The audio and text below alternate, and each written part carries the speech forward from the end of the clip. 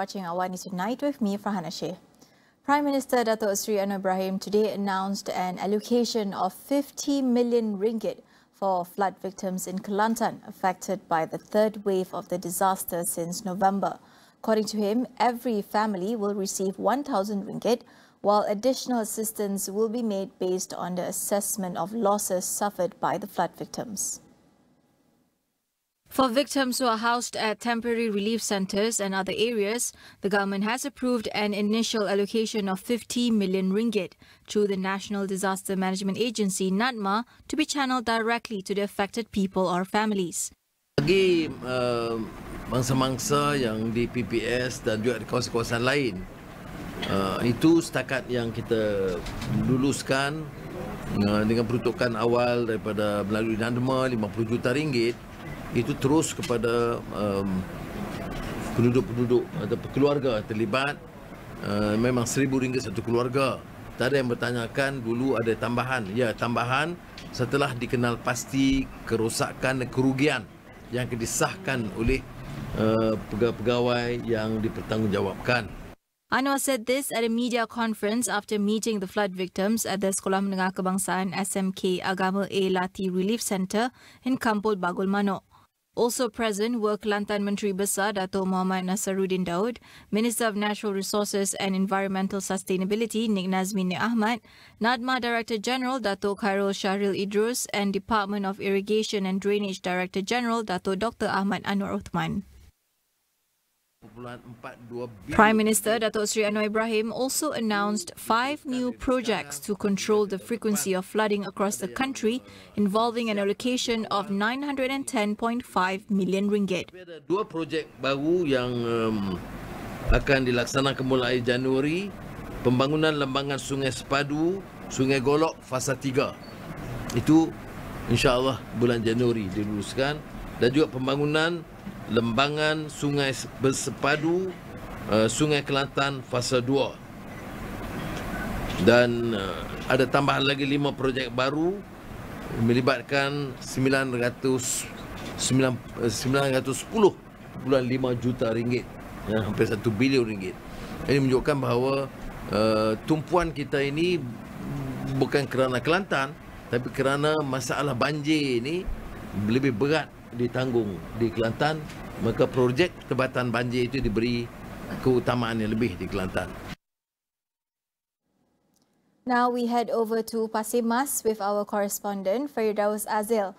Firdaus, you spent your whole day there in Kelantan. Tell us the situation there.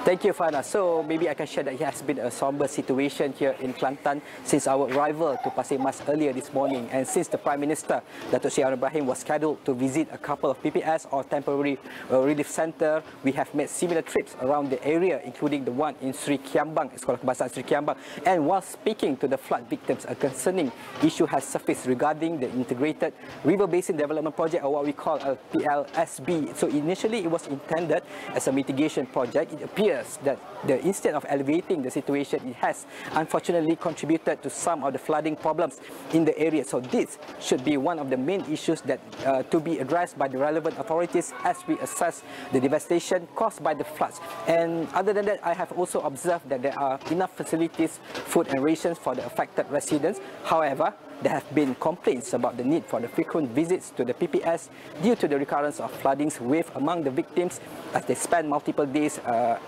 the relief centres only to return week after week due to the floods. So moving forward, my next destination would be Rantau Panjang, where I will be taking a look at the infrastructure issues that was potentially behind the floods in that specific area. So it is very crucial for us to understand the challenges faced by these communities and to shed light on the potential contributing factors to these recurrent floods. And we will continue to gather information and keep you updated on the situation here in Kelantan. So stay tuned for more updates and on Astro AWANI and astroawani.com. And that is all from me. Back to you in the studio. Right. Economy Minister Rafizi has denied allegations from voices of dissent, claiming that the development of the government's central database system, or Padu, is a waste as it involves contracts worth hundreds of millions of ringgit. Rafizi says the strength of the system lies in the fact that it involves the expertise of the entire civil servants, not consultants and external contractors. He said civil servants developed the system using existing allocations and infrastructure without the need to open new tenders to private entities, thus not incurring additional expenses, as it is often the case whenever a new system is introduced to the government. Prime Minister Datuk Seri Anwar Ibrahim will launch Padu on January 2nd, 2024. The system will be open for 3 months for Malaysian citizens to verify and update their socio-economic data. According to Rafizi, Padu involves the development of the largest data system ever made by the public sector and possibly the largest in the country's history because it involves details for each of the 32 million Malaysians, forming hundreds of millions of data points. Padu was fully developed by civil servants from 3 agencies, the Economic Ministry, Department of Statistics Malaysia and the Malaysian Administrative Modernisation and Management Planning Unit Mampu, in collaboration with all other agencies. Natural Resources and Environmental Sustainability Minister Nik Nazmin Ahmad has sent a letter of demand to Badrul Hisham Shaharin, or known as Cik Gubat, over allegations of corruption in the Flood Mitigation Plan RTB projects. Nik Nazmi said his lawyers sent a letter of demand seeking an apology and immediate withdrawal of the allegations. The letter added that the seriousness of these false accusations requires firm legal action to protect the minister's reputation as well as the good name of the ministry and the federal government. He said his ministry is committed to upholding the truth and correcting misperceptions. Nik Nazmi also welcomed any investigation by the police over the allegations. On December 21st, Cik Gubat claimed that the ministry's project is now worth 16.6 billion ringgit and that several completely unknown companies and individuals received kickbacks as proxies. Local council elections are not the government's priority at the moment. Housing and Local Government Minister Ngah Koming said now is not the right time for it, as the country is just recovering from political turmoil. He stressed that his ministry is now focusing on other priorities for the people's well-being, which includes rolling out 5,000 public facilities such as playgrounds, toilets and hawker centres each year. Ngah, however, said he is always communicating with the newly appointed Federal Territories Minister, Dr. Zaliha Mustafa, to discuss the issue. Local elections in Malaysia were suspended in the 1960s and later replaced by a system of appointed heads, with mayors of city councils as well as presidents of municipal and district councils being appointed by the state governments. The topic was hotly debated recently after Kuala Lumpur DAP chairman and Cheras MP Tan Kok Wai called for the government to reinstate local elections in the capital city, following the recent cabinet reshuffle that saw the appointment of a minister in charge of federal territories. We'll go for a quick break. Stay tuned for more.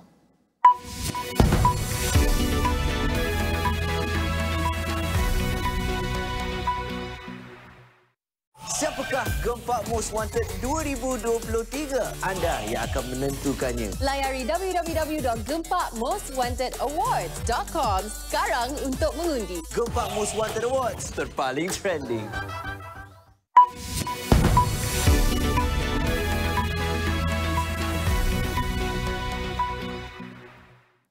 US news organization The New York Times has sued ChatGPT's OpenAI over claims its copyright was infringed to train the system. The lawsuit, which also names Microsoft as a defendant, says the firm should be held responsible for billions of dollars in damages. The New York Times complaint filed in Manhattan Federal Court claims OpenAI and Microsoft used millions of the newspaper's articles without permission to help train chatbots to provide information to readers. ChatGPT and other large language models, LLMs, learn by analyzing a massive amount of data often sourced online. The lawsuit also claimed the tool is now competing with the newspaper as a trustworthy information source. Writers have also sued to limit scraping by AI services of their online content without compensation. The Times is not seeking a specific amount of damages, but the 172-year-old newspaper estimated damages in the billions of dollars. Investors have valued OpenAI at more than $80 billion. While OpenAI's parent is a non-profit, Microsoft has invested $13 billion in a for-profit subsidiary for what would be a 49% stake. The Times ended September with 9.41 million digital-only subscribers, up from 8.59 million a year earlier, while print subscribers fell to 670,000 from 740,000. Subscriptions generate more than two-thirds of the Times' revenue, while ads generate about 20%. The Colorado Republican Party asked the Supreme Court to overturn a state court ruling saying former President Donald Trump is ineligible to run for president in the state.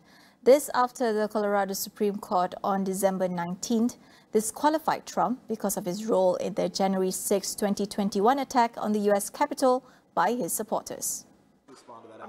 First of all, this idea, I think what Jerry Nadler said last night, what he called it, executive privilege and other nonsense. These are privileges recognized by the Supreme Court of the United States that come out of the United States Constitution. The Supreme Court barred Trump under a U.S. constitutional provision prohibiting anyone who engaged in insurrection or rebellion from holding public office. Trump, the frontrunner for the Republican 2024 presidential nomination, is expected to file his own appeal. The state high court had put its decision on hold until January 4th, stating that Trump would remain on the ballot if he appealed. Meanwhile, North Korean leader Kim Jong-un has called for further acceleration of war preparations to counter what he called unprecedented confrontational moves by the U.S.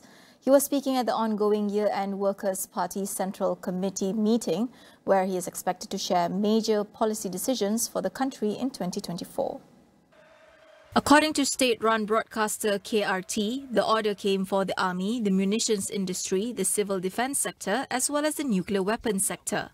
North Korea is expected to come up with a plan to strengthen its nuclear attack capability, as just last week, Kim had warned that North Korea would retaliate with a nuclear attack if provoked. This year, North Korea has ramped up weapons testing with the launch of a reconnaissance satellite and advanced intercontinental ballistic missile ICBM tests.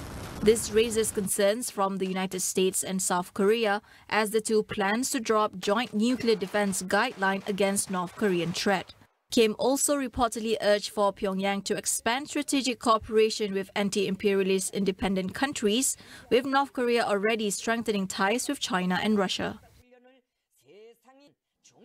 In other news, thick fog continued to grip cities in northern India early on Thursday, hindering commutes and disrupting travel plans after visibility dropped to less than 50 meters. Around 134 flights were delayed, while as many as 22 trains were also running late due to fog and low visibility in the national capital. Traffic was seen navigating barely visible roads in Gorakhpur and Srinagar, while the India Gate War Memorial in capital New Delhi was almost completely shrouded by fog. The India Meteorological Department said dense fog was likely to persist over parts of northwest and central India over the next 3 days. The department asked people to be cautious while driving to avoid accidents and urged for people to stay indoors unless there is an emergency. Dense fog is common in the region at this time of the year as various parts of northern and central India experience cold waves. That is all we have for you on AWANI tonight. I'm Farhana Sheikh. Thank you for watching.